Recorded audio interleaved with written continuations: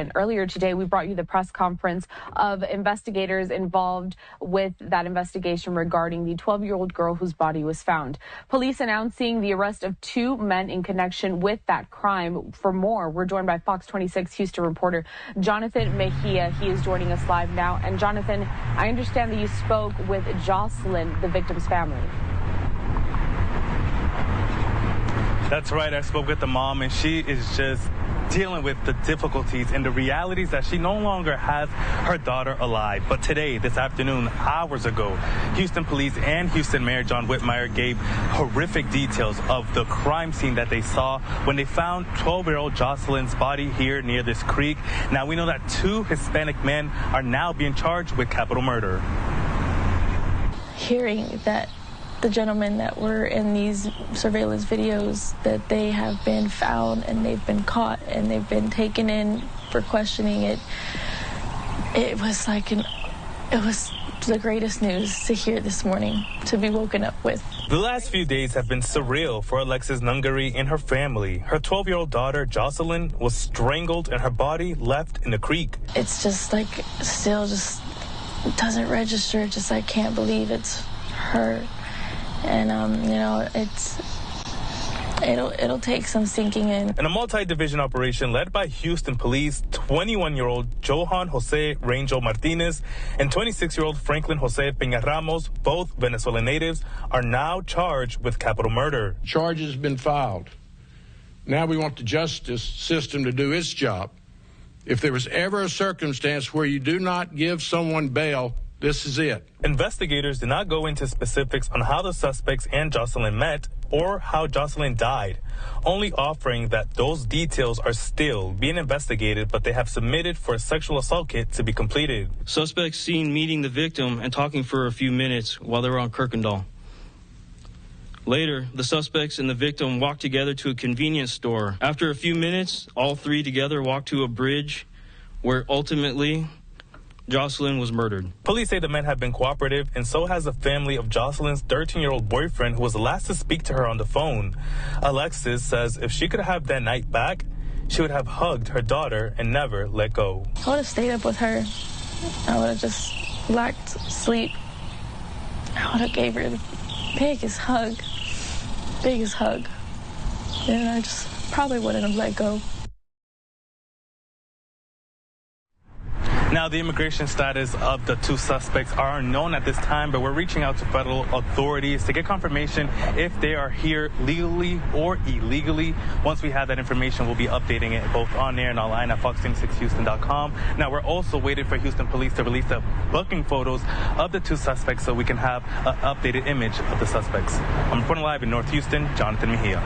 Thank you, Jonathan, and we look forward to your reporting as we continue to learn more updates on this tragic event.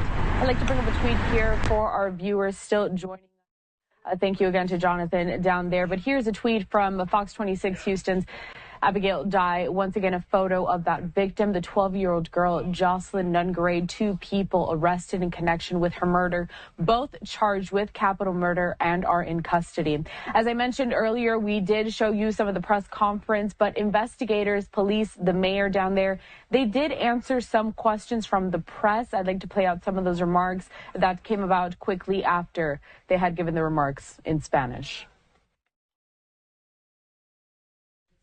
Her arms and feet tied up, undressed from the bottom down. What can you tell us about this scene, and do you believe that there was a sexual assault here as well? We're still doing a lot of that investigation.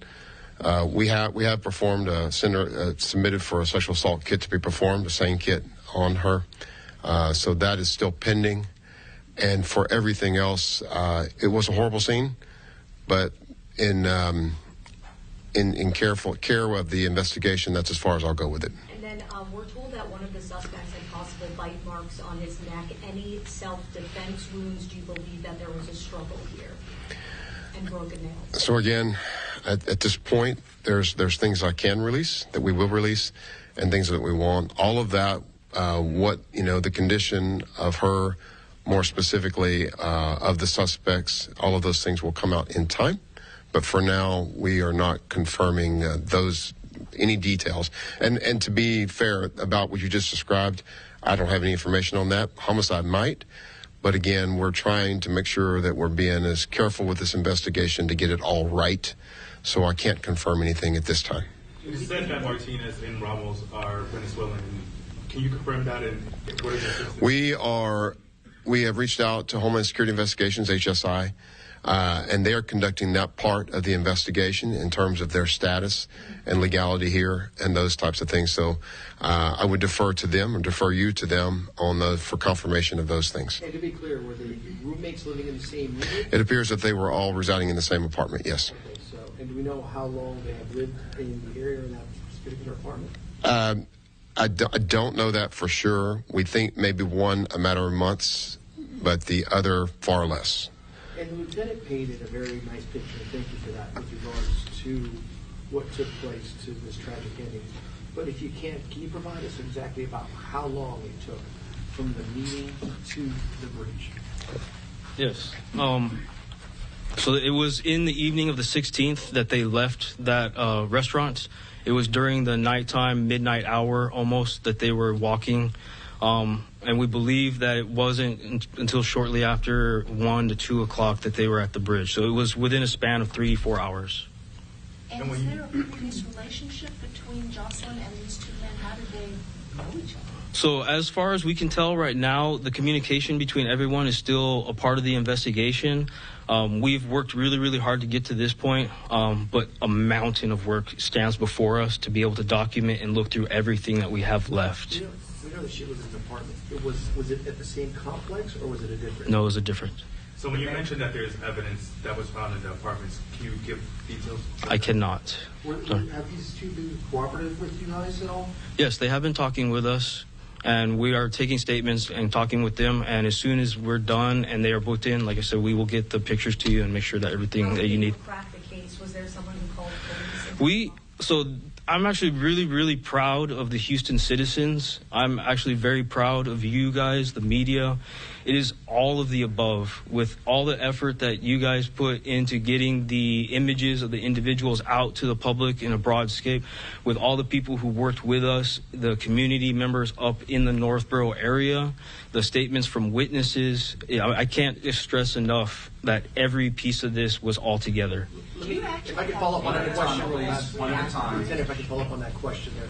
What was the threshold that was crossed to where you were able to charge them with murder? And I have to say it's all of it together. It's the totality of every piece of the evidence together. Once it brought it all into one place, then we were able to find them, find out who they are, link them to the location and to the actual incident itself. So no type of confession or anything like that from either one? So the actual statements that they've made is going to be a part of the investigation, and I can't go into that. Let's get another question on this end over here, please. Yes. In relation to that question, what makes it a capital murder in this case? Can you go into that? Yes. In commission of another felony? No, actually, the age of the victim in Texas state law is all we need for it to be a capital. Under the age of 15, any murder is a capital murder. You said the gang unit was involved. Were they just involved in the apprehension, or was they a part of the investigation? So they actually assisted us greatly in reaching out with the community itself, and then also with surveillance and in the apprehension of the individuals.